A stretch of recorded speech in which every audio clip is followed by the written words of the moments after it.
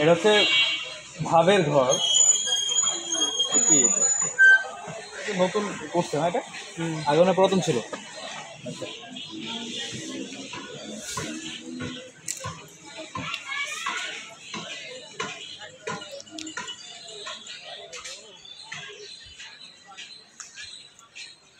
আচ্ছা, ক্যামেরার পিছনে তো হচ্ছে হৃদয়।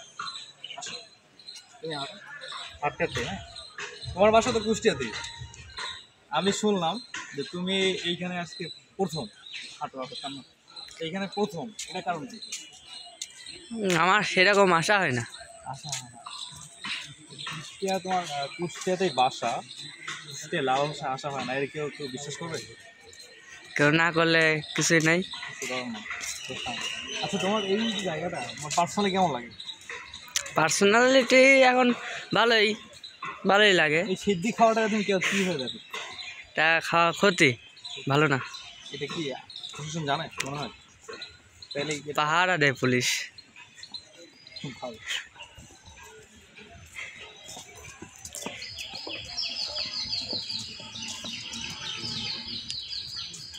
এই হচ্ছে মানে মাজার ভিতরে না একবারে? এটাই মাদার। এইটাই? হুম।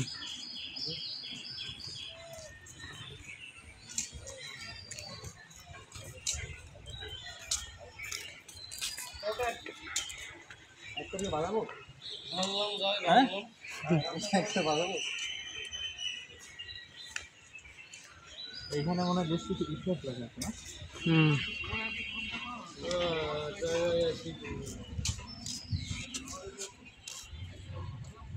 দাউনসার মাজার, দাউনসার কবর কোনটা? ওই ভিতরটা, ওই ভেতরে। ভিতরে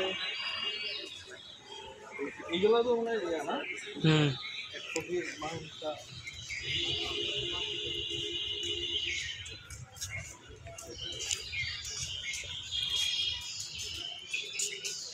ভিতরে না এটা?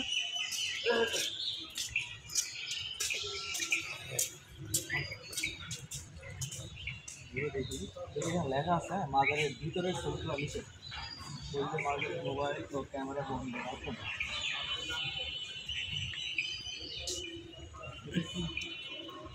সব সাধু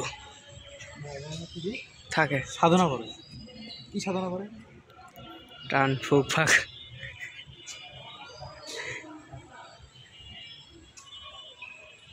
এইটা কি অডিটোরিয়ামে যাওয়া হবে? ওই মেয়ে গান বাজনা হয়। ওকে, আর তো কিছু না, আছে না, এতটুকুই। এতটুকুই।